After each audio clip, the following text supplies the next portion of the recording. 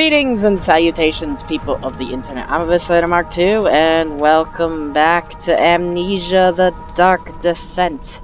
Last time we left off, I don't entirely know. This time, I have a Steam controller now. And a frame rate that's about the same as it was last time, maybe worse.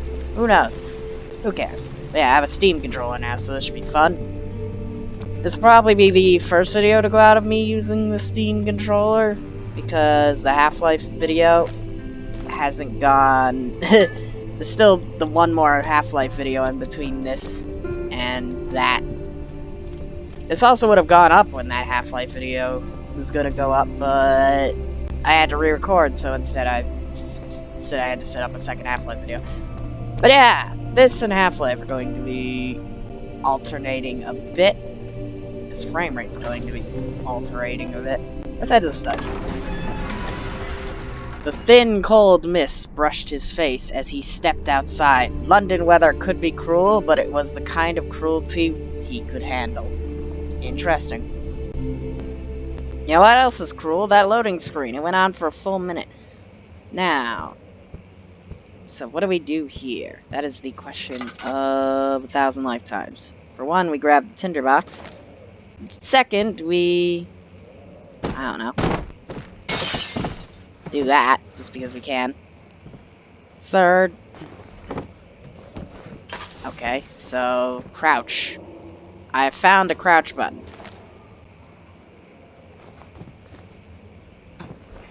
It's always good to know that the crouch is on the back of the controller.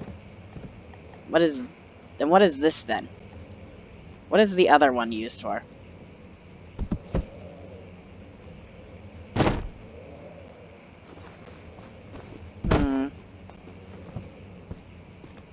I have no idea.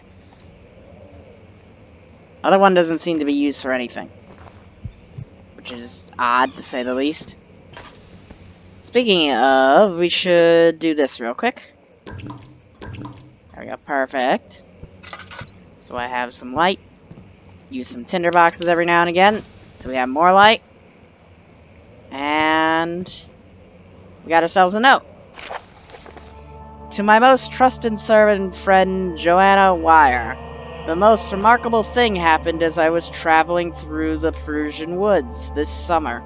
I finally found one of the orbs I have been looking for the last 20-odd years. It is as inexplicable as the Helidramas described in the Hortus Conclusus. It was as it was told about an underground Mithrank temple crowned with the unearthly artifact. The orb was big enough to fill my cupped hands, and the texture was smooth and jagged. Its color washed while rich. Contrast is not enough to describe the nature. It was inexplicably an artificial paradox captured within stone. I was staying in a nearby village called Alistad, investigating one of the antiquated trails, when I finally found the cavern. I went inside, and suddenly I could verify the truth of these enigmatic artifacts. They were real. I think I might have did something wrong. So, let's reopen that. No, that's the wrong button. There it is. There we go. As you understand, this is the most important discovery of my life. It has also become my greatest fear as I entered the underground chamber. I could feel that I was trespassing because my curiosity did my best to fight these instincts and fetch the orb from its place. I scrambled out of the chamber and into the woods. I could sense something was following me. It bayed loudly as it closed in. The beast, this guardian of the orb, was relentless in its pursuit. I made my way to a nearby ravine where I stumbled upon some men fishing in the lake. I tried to warn them as I passed, but unfortunately they remained as I continued to escape. When I heard the cry of pain echo through the valley, I felt such a tremendous sense of relief, thinking I would be spared.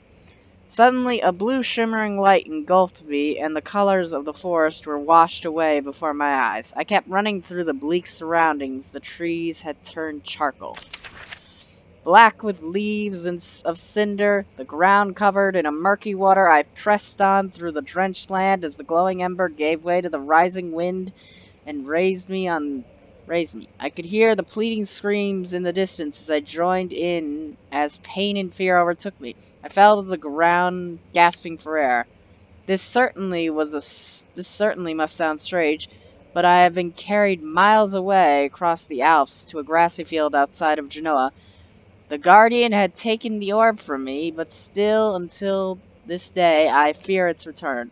Sometimes I lay awake at night listening for the howling cry I heard in the forest. It has been nearly a decade since that day, and I still haven't been able to write about the incident. The last time we spoke, you told me about your interest and ongoing research into mythic orbs, and I realized I owed you the truth about my visit to Alistad. Your friend and mentor, Heinrich Cornelius Agrippa. Cool. Wonder who this Agrippa is. Now, so we've got someone named Agrippa, and we have... Alright, this trigger is run. Got it. Understand. I fully encapsulate the situation. This is window. Okay, thank you, window. The cracked window panes are held together only by a weak wooden frame. Okay, weak wooden frame. Got it. That means I can do this, most likely. So let's grab a chair. And... Yep, I was right. Cool. Now let's continue exploring. I think it might have expected me to use the dog's head. Alright. Speaking of, let's read this note. Canis Lupus Familius, 1658, April 12th. After a short study, it's clear that agitation found among humans can be found in the dog. Fear and pain induces stress, which seems to trigger an endogenous response, causing the animal to burst with energy. I believe this catalyst is produced in the brain. It is difficult to determine exactly where and what it is, but I can sense it. It reeks of cosmic genesis. There is an inherent problem in harvesting the energy, since the creature is bound to die from the exercise. I must refine this process of torture and enable real work to be done. More experiments must be performed, but it seems that only human beings are able to produce the amount necessary. It might be their ability to appreciate the severity of the process that ultimately augments their experience of terror. Possibly. Also, it's possible that you're insane. I think a little bit of both is the answer, to be honest with you. There we go. I freed your dead bird. Be free, dead bird. Let's see what you have to offer.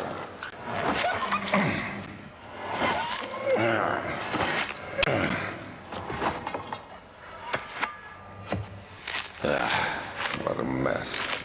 I should have sharpened the saw. But I can sense it. It's definitely there. Jesus Christ. That did not sound fun in the slightest. Oh, hey, a tinderbox. And what are you? Nothing. Cool. Now you get over there. I can lift this up. Okay, that was nothing. Gotcha. Anything in here? We have a statue. It has a dick. Amazing. Oh, here's something. Give me this. 1658, January 9th. Further disappointment. The Antiquarian's latest findings yielded nothing. I'm still unable to grasp the inner workings of life and its relationship to the power I sense within it. I shall pursue more books on the subject, but I suspect it will be in vain. Since no research has been made in my particular interest, I must attempt to fill the void myself. Clearly humans emanate more of the energy I seek, but I hope animals will suffice as they prove to be less of a hassle to acquire. Interesting, to say the least about that. Skulls. Interesting, to say the least about that. A box. Extremely interesting. Let's just head down this... Okay, this hallway is dead. Alright, let's not head down this hallway. We're gonna go jump out a window. That seems like a better idea. Excuse me. Thank you. Give me that. Picked up the oil. There's a tinderbox right here. And jump. Jump. Jump. Okay. Something's collapsing off in the fucking distance. That's good to hear. Alright, so we got an open window. Let's see what's in open window number 1. So... we have this thing. When will it be my turn? I have not shown restraint. My patience spans centuries. From where I came, mankind has not even wasted a breath, yet I bow to you. I have done so much for you, and I have gained nothing in return. Agrippa, I trusted you. It was I who, in all fairness, should have entered that gate. Okay. Interesting. Tiny gear. Screw you. Okay, so... something and someone named Agrippa, trust, and oil. Sounds about right. Out of my way. I don't need chairs. Elevator machine instructions. If the elevator breaks down again, make sure to use the steam engine to build up pressure before channeling it into the machinery. Adjust the levers to get the right amounts of pressure inside the chamber. The meters should read up 8, down 8. Make sure they flow according to the following chart. Trinity steam set functions, 4 phase amplitude, complete steam flow cycle. Note that the machines will not check proper configuration until all rods are inserted. Okay, so I need to insert these things into something. This barrel contains no oil. Got it. Alright, what's over here? Alright, this is the other side of that debris I found. Some more tinder boxes. And... I was about to say, that thing is impressively sturdy, but then it broke on the fall to the floor. It was impressively sturdy until I broke it. That tree just fell down. That's good. That means whatever is knocking down the trees is close now. And is about to into the castle. So that should be fun to deal with. Now, let's just continue on with the adventure. So I think we're done with the study. Now let's head back to the back hall. Head to the other room next door to the study. Or was this the guest room? I forget at this point. He climbed out of the bed, looked out the window. It was completely dark. He waited, glanced at the old clock, and waited some more. 4 o'clock, he thought. It's enough. Interesting. Alright, so 4 o'clock is enough, apparently. Guest room. I think the other one was the study. He tried to fit the pieces together, but like sand dunes, they shifted when you weren't looking. Intriguing. Alright, new world, new adventure, new hopes, new dreams. Sounds good to me. My journal is gone. What would they want with my journal? A good question. What do they want with your journal?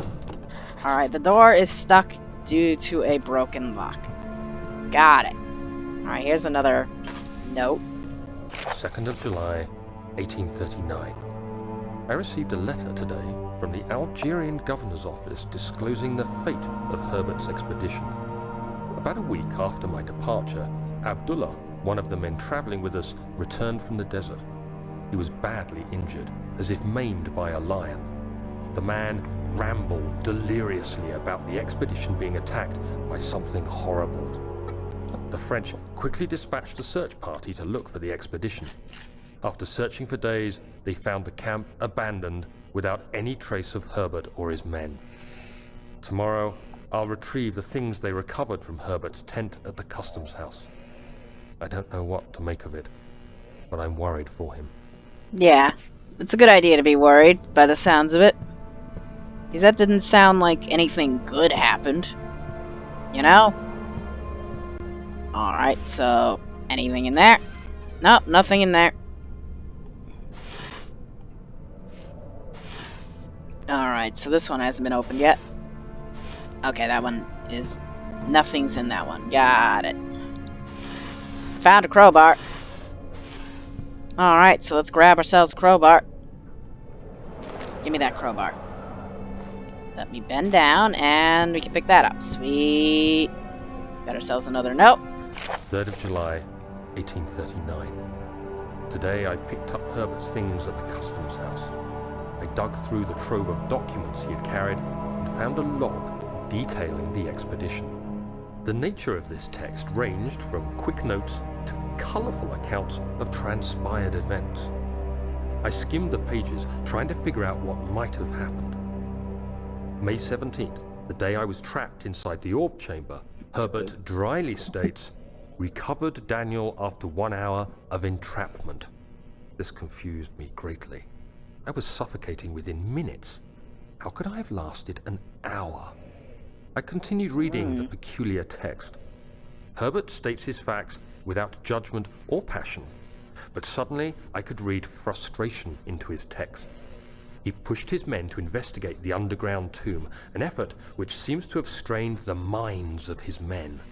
Madness spread through the ranks, and Herbert had to take some extreme measures to continue. He finally visits the chamber himself, where he retrieves the orb to the surface. His account confuses me greatly. If he has the orb, what are those pieces in my drawing room? Interesting question. It's an extremely interesting question. What do you have in your room if you don't have the orb? If someone else has the orb, I should say.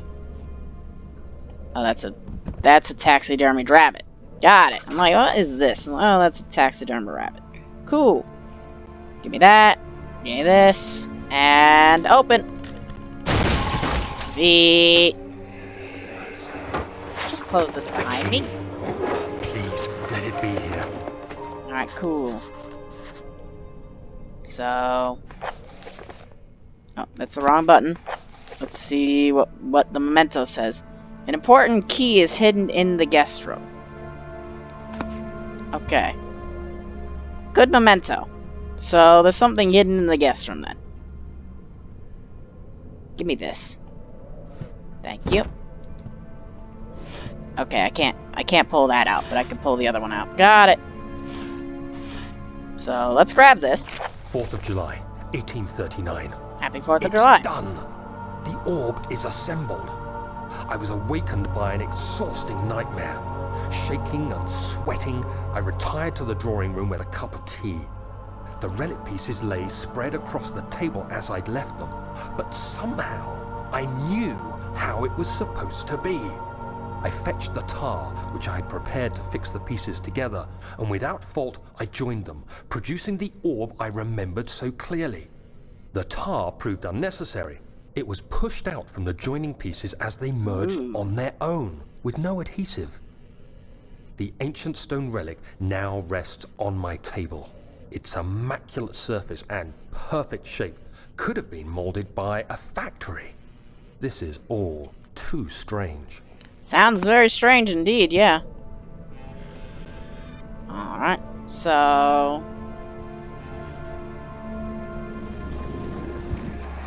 alright then. Thank God, there it is. I guess it is a good place to hide it then. Yeah, behind a painting is an excellent place to hide something, if I do say so myself. Alright, so let's grab it. And let's go. Okay, music.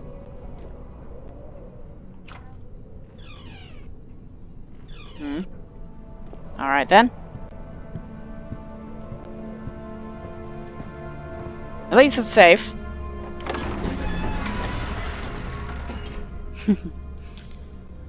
He panted heavily, trying his best to keep himself from screaming. The medicine cabinet had overturned and lay collapsed on the floor. He reached through the broken glass door and grabbed the sedative he could find.